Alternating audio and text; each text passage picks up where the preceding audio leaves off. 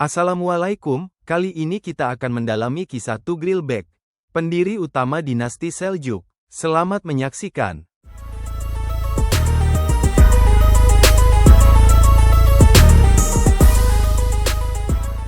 Dahulu kala, di padang luas Asia Tengah, hiduplah sebuah suku pemberani dari bangsa Turk yang bernama suku Oguz.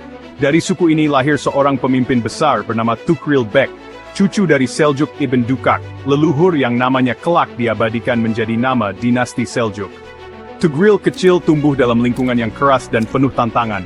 Sejak muda ia belajar seni berperang, memimpin pasukan, dan menjaga kehormatan. Bersama saudaranya, Chagri Beg, ia membawa bangsanya meninggalkan kehidupan nomaden menuju tanah subur di kawasan Khurasan, sekarang wilayah Afghanistan, wilayah penting di timur Persia. Dengan keberanian dan kecerdikannya, Tughril berhasil merebut kota demi kota, mengalahkan penguasa-penguasa lokal. Pada tahun 1037 Masehi, ia berhasil menguasai Nishapur dan memproklamirkan berdirinya dinasti Seljuk. Namun Tughril bukan hanya seorang penakluk, ia juga seorang pemimpin yang cerdas dan religius. Ketika kekhalifahan Abbasiyah dibak lemah karena dikuasai kelompok Syiah Buwaihi, Khalifah Al-Qaim memanggil Tughril untuk membantu. Dengan penuh hormat, Tughril datang ke Baghdad dan membebaskan kota itu. Sebagai balas jasa, Khalifah mengangkat Tughril sebagai Sultan, gelar tertinggi dalam kekuasaan duniawi Islam. Maka, sejak saat itu, dinasti Seljuk berdiri sebagai pelindung kekhalifahan Sunni dan penyebar peradaban Islam. Di masa pemerintahannya, Tughril menjaga keadilan, membangun kota, dan memajukan ilmu pengetahuan. Ia melindungi para ulama dan menghormati ilmu sebagai bagian penting dari kekuasaan. Ketika ia wafat pada tahun 1063 Masehi, dunia Islam kehilangan seorang pemimpin besar. Tetapi, warisannya tidak berakhir. Keponakannya, Alp Arslan, melanjutkan perjuangan dan membawa dinasti Seljuk ke puncak kejayaan. Pada penghujung abad ke-10 Masehi, di hamparan luas padang rumput Asia Tengah yang dingin dan liar, wilayah yang sekarang mencakup kawasan Turkmenistan dan sekitarnya, lahirlah seorang bayi lelaki dari kalangan suku pengembara Oguz. Tahun itu dari sekitar 919 Masehi. Bayi itu diberi nama Tughril, yang dalam bahasa Turkik berarti burung elang, simbol keberanian, kekuatan, dan penglihatan tajam. Nama ini bukan sekadar harapan kosong. Ia dilahirkan di tengah keluarga bangsawan suku, sebagai cucu dari Seljuk Ibn Dukak, seorang tokoh terpandang dan pemimpin bijak suku Cinik, salah satu kabilah dalam konfederasi besar Oguz. Ayah Tughril bernama Mikhail, anak Seljuk, namun ia wafat saat Tughril masih kecil. Tughril dan saudaranya, Chagri Beg, pun tumbuh di bawah asuhan langsung kakek mereka Seljuk, yang mendidik keduanya dengan keras namun penuh kasih, mempersiapkan mereka untuk dunia yang tidak ramah. Pada masa itu, suku Oguz hidup berpindah-pindah menggembalakan ternak dan menjaga kehormatan di tengah sengketa antar suku. Tughril kecil belajar menunggang kuda memanah berburu dan mengenal seni berstrategi sejak usia dini. Namun lebih dari itu, Seljuk mulai mengarahkan keluarganya untuk mengenal Islam. Hanya disbenan. Ia menyukai budaya sendasem demweda jatuh iman dan ilmu. Lingkungan keras yang penuh konflik, migrasi, dan ketegangan antar suku menjadi latar hidup Tughril kecil. Tapi dari sana pula tumbuh keberanian, ketahanan, dan kecintaan pada keadilan yang kelak membentuk karakternya sebagai pemimpin. Tak seorang pun saat itu menyangka bahwa bayi yang lahir di tenda padang stepa itu akan menjadi pendiri sebuah dinasti besar, sultan pertama dari dinasti Seljuk, pelindung kekhalifahan, dan pembela umat Islam. Setelah wafatnya sang kakek, Seljuk Ibn Dukak, tampuk kepemimpinan suku Oguz dari kabilah Cinik jatuh ke tangan cucu-cucunya, terutama Tughril Beg dan saudaranya Chagri Beg. Saat itu kehidupan suku Seljuk mulai tidak aman lagi di kawasan Transoksiana, yang sekarang mencakup wilayah Uzbekistan, Tajikistan, dan sekitarnya. Ketegangan dengan penguasa lokal dan serangan dari dinasti-dinasti kuat seperti Ghaznawi, memaksa mereka mengambil keputusan besar bermigrasi.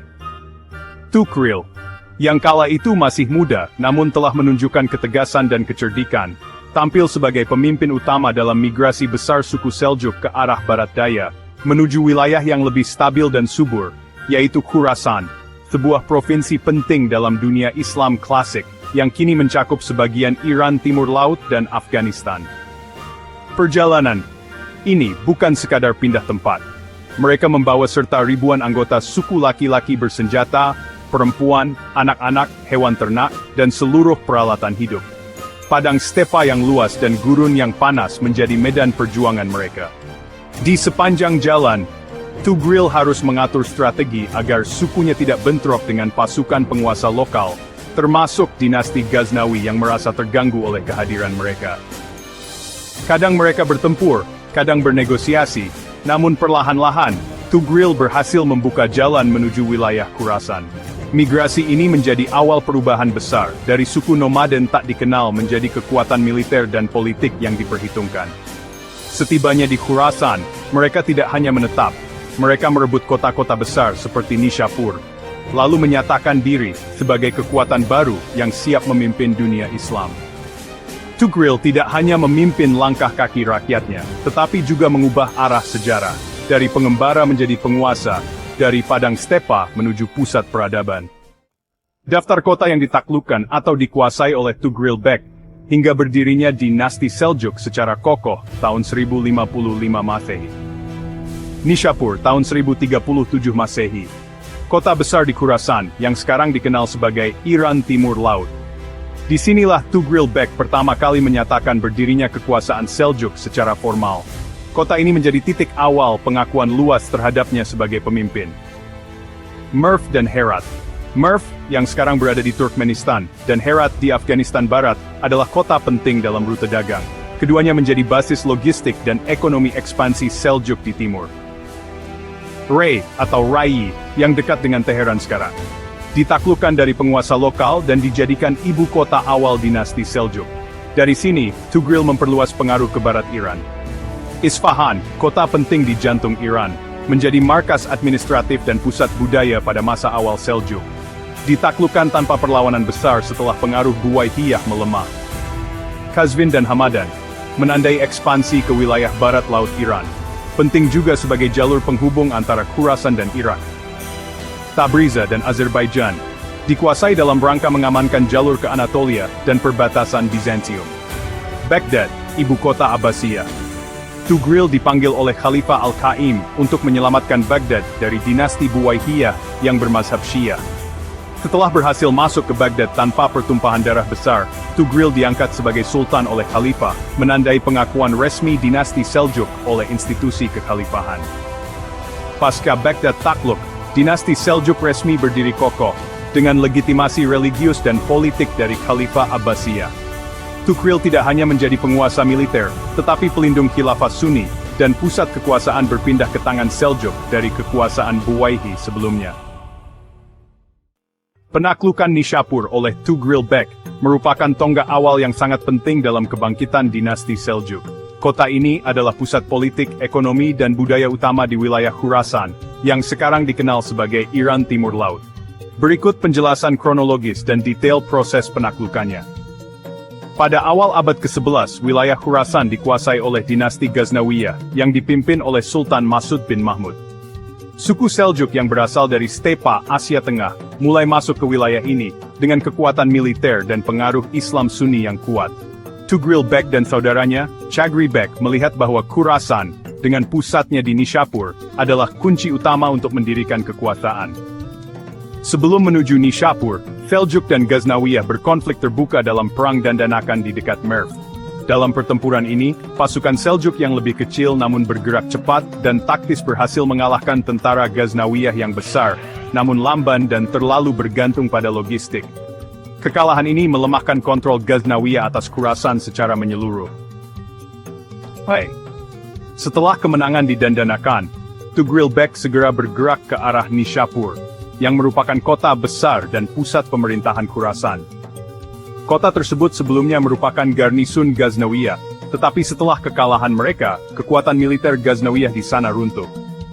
Penduduk Nishapur, yang mayoritas Sunni, menyambut kedatangan pasukan Seljuk dengan lebih ramah, karena mereka membawa identitas Sunni yang kuat, berbeda dengan ketidakpuasan terhadap dominasi Ghaznawiyah. Tidak ada perlawanan besar. Tugril memasuki kota dengan kehormatan dan segera mengukuhkan dirinya sebagai penguasa baru Khurasan. Di kota ini, Tugril mulai mencetak nama dan legitimasinya secara administratif sebagai pemimpin. Ia menyatakan dirinya sebagai Amir al-Muluk atau pemimpin para raja, dan memproklamasikan berdirinya kekuasaan Seljuk di Khurasan. Nishapur menjadi basis utama pertama bagi pengembangan kekuatan militer, administrasi, dan strategi ekspansi ke kota-kota lain, seperti Merv, Herat, Rey, dan Isfahan. Penaklukan Nishapur menandai peralihan penting dari gerakan migrasi militer suku Turki ke pembentukan negara berstruktur yang dikenal sebagai dinasti Seljuk. Kota ini menjadi jantung awal dinasti tersebut, hingga akhirnya mereka diakui oleh Khalifah Abbasiyah di Baghdad pada tahun 1055 Masehi. Setelah berhasil menaklukkan Nishapur, Tugril Bek dan saudaranya Chagri Bek melanjutkan ekspansi ke kota-kota penting lainnya di wilayah Khurasan, salah satunya adalah Merv. Kota Merv yang terletak di jalur strategis Jalur Sutra merupakan pusat perniagaan dan keilmuan sejak masa kekhalifahan Abbasiyah. Setelah kekalahan telak dinasti Ghaznawiyah dalam pertempuran Danakan pada tahun 1040 Masehi, kekuasaan mereka di kawasan Khurasan mulai rapuh. Pasukan Seljuk yang telah mengukuhkan pengaruhnya di Nishapur memanfaatkan momentum ini untuk memasuki Merv. Garnisun Ghaznawiyah di kota tersebut tidak mampu melakukan perlawanan berarti, dan karena itu penaklukan berlangsung dengan relatif damai. Penduduk Merv, yang sebagian besar bermazhab Sunni, justru menyambut baik kehadiran Seljuk, melihat mereka sebagai kekuatan baru yang mampu menghadirkan stabilitas dan perlindungan. Setelah pengambilalihan ini, Merv pun dijadikan salah satu pusat logistik dan keilmuan penting bagi pemerintahan Seljuk di wilayah timur. Dari Merv, pasukan Seljuk bergerak menuju Herat, sebuah kota besar lainnya yang terletak di tepi Sungai Hari. Herat memiliki posisi strategis sebagai penghubung antara wilayah Iran dan India, serta menjadi pusat perdagangan yang ramai. Sama seperti Merv, kondisi militer Ghazmiyah di Herat juga telah melemah parah akibat kekalahan mereka di Dandanakan. Ketika pasukan Seljuk mendekati kota ini, tidak terjadi perlawanan besar dari penduduk atau sisa pasukan Ghaznawiyah. Kota Herat akhirnya jatuh ke tangan Seljuk tanpa peperangan yang berarti. Dengan penaklukan Herat, wilayah kekuasaan Tugril Bek semakin luas dan mencakup hampir seluruh kawasan Khurasan. Herat kemudian dijadikan pusat komunikasi dan pengawasan militer untuk mengontrol wilayah timur dan menjaga kemungkinan ekspansi ke arah India. Kedua kota ini, Merv dan Herat, menjadi bagian penting dalam upaya Seljuk membangun struktur kekuasaan yang kuat dan berkelanjutan sebelum mereka bergerak lebih jauh ke wilayah Iran Tengah dan Barat. Setelah mengokohkan kekuasaan di kawasan Khurasan dengan menaklukkan kota-kota penting seperti Nishapur, Merv, dan Herat, Tugril Bek memandang perluasan ke wilayah Iran Tengah sebagai langkah strategis berikutnya. Kota Rayyi, yang terletak di selatan Teheran saat ini, merupakan pusat administratif, ekonomi, dan budaya yang sangat penting bagi Sersta. Pada masa itu, Rey berada dalam kekuasaan sisa-sisa kekuatan lokal yang tidak lagi memiliki kekuatan militer yang signifikan setelah melemahnya dominasi dinasti Buyid dan Ghaznawiyah di wilayah barat Iran.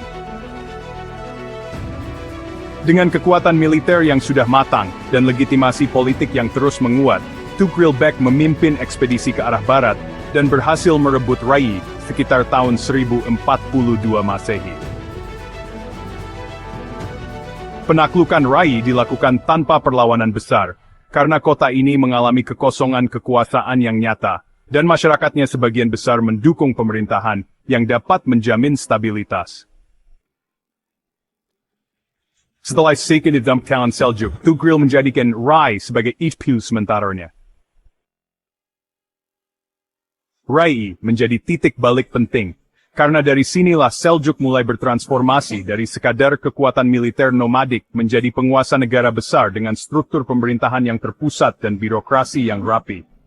Kota ini pun menjadi pusat kebudayaan dan keilmuan yang menarik para ulama dan cendekiawan dari berbagai wilayah, menandai permulaan dari kebangkitan budaya Seljuk di wilayah Persia.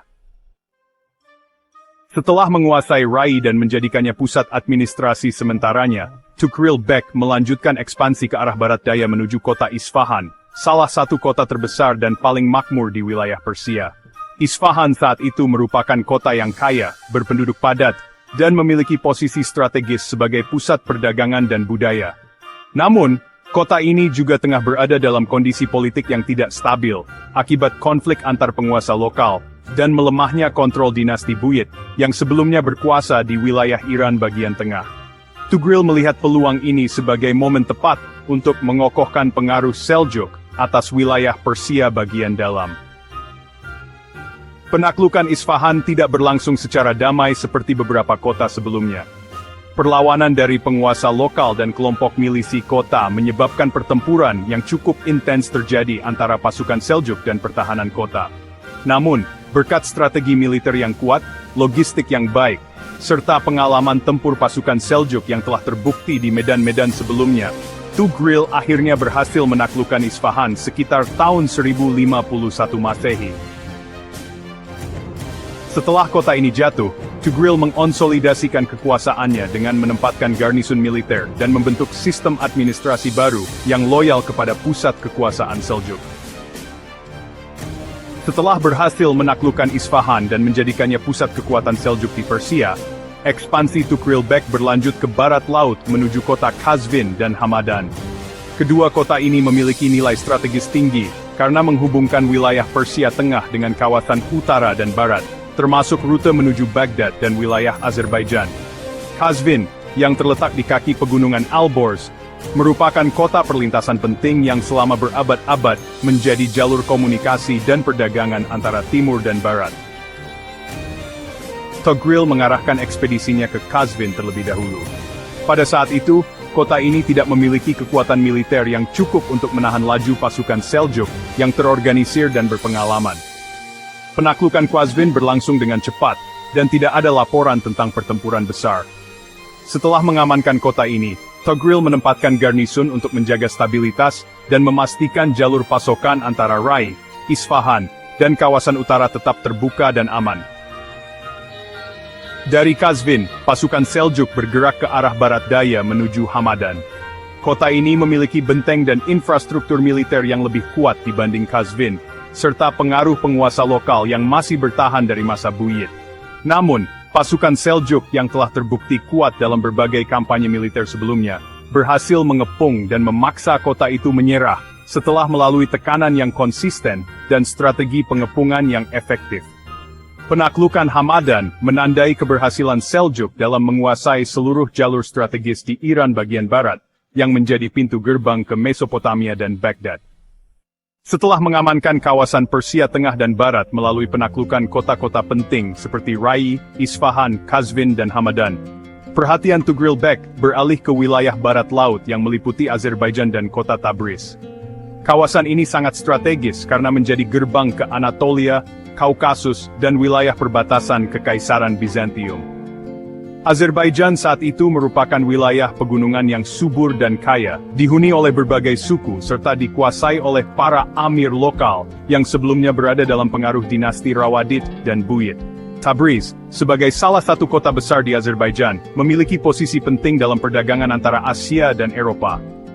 Ketika pasukan Seljuk mulai bergerak ke kawasan ini, mereka menghadapi perlawanan dari kekuatan lokal, terutama dari dinasti Rawadid, yang masih mengklaim kekuasaan atas sebagian wilayah Azerbaijan. Namun, kekuatan militer Seljuk yang telah ditempa oleh pengalaman di Khurasan dan Persia, menjadikan mereka jauh lebih unggul dalam taktik dan persenjataan. Melalui gabungan diplomasi dan tekanan militer, Tugril berhasil memaksa banyak penguasa lokal tunduk atau melarikan diri, termasuk di Tabriz, yang akhirnya jatuh ke tangan Seljuk.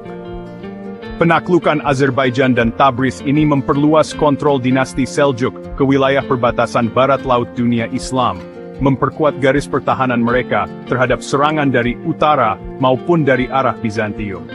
Selain aspek militer, Integrasi kawasan ini juga membawa manfaat ekonomi yang besar karena Seljuk berhasil mengontrol jalur perdagangan lintas kawasan. Tugril menempatkan gubernur yang loyal di wilayah ini, dan memulai integrasi administratif, menjadikan Azerbaijan sebagai salah satu provinsi penting dalam struktur kekuasaan Seljuk. Dengan keberhasilan ini, ekspansi Tugril-Bek secara efektif membentang dari Khurasan di timur, hingga perbatasan Anatolia di barat, menjadikannya sebagai salah satu pemimpin Muslim paling berpengaruh di abad ke-11.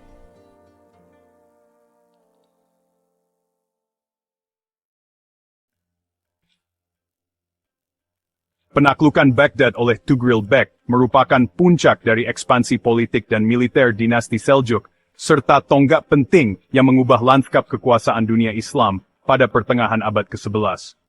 Sebelum penaklukan ini, Baghdad berada di bawah pengaruh dinasti Buwayhi, yang telah lama mengendalikan pemerintahan dan militer di sekitar ibu kota kekhalifahan Abbasiyah. Meskipun kekhalifahan tetap bertahan secara de jure, posisi Khalifah Abbasiyah pada saat itu, Al-Qaim bi Amrillah, sangat lemah secara politik dan militer, sehingga keberadaan kekhalifahan hanya simbolis belaka. Tugril-Bek melihat peluang untuk mendapatkan legitimasi keagamaan, sekaligus memperluas kekuasaan politiknya dengan cara menjadi pelindung resmi kekhalifahan Sunni. Ia tidak menyerbu Baghdad secara langsung dengan kekerasan sejak awal, tetapi memanfaatkan strategi diplomasi, tekanan militer di sekitar wilayah Irak, dan ketidakstabilan internal di Baghdad sendiri. Pada tahun 1055 Masehi, atas undangan langsung dari Khalifah Al-Qaim, yang ingin membebaskan diri dari dominasi Buwayhiyah, Tugril memasuki Baghdad tanpa perlawanan besar. Masuknya Tugril ke Baghdad menandai berakhirnya kekuasaan Buwayhiyah, dan permulaan dari dominasi Seljuk atas pemerintahan Abbasiyah. Setelah penaklukan ini, Tugril-Bek secara resmi diangkat oleh Khalifah sebagai Sultan Al-Mu'azzam atau Sultan Agung, dan diberikan hak penuh untuk memerintah atas nama Khalifah. Tugril tidak menggantikan Khalifah, melainkan menempatkan dirinya sebagai pelindung dan pemegang kekuasaan eksekutif, militeria, dan administratif, sedangkan Khalifah tetap menjadi simbol religius tertinggi umat Islam. Penaklukan Baghdad bukan hanya simbol kejayaan militer Tugril, tetapi juga awal dari masa kejayaan Seljuk sebagai penguasa dunia Islam bagian timur, yang kelak diteruskan oleh Alp Arslan dan Malik Shah. Hubungan simbiotik antara kekhalifahan Abbasiyah dan dinasti Seljuk ini memperkuat kembali otoritas Sunni dan menjadikan Baghdad pusat kebangkitan baru dalam bidang keilmuan, hukum Islam, dan administrasi negara.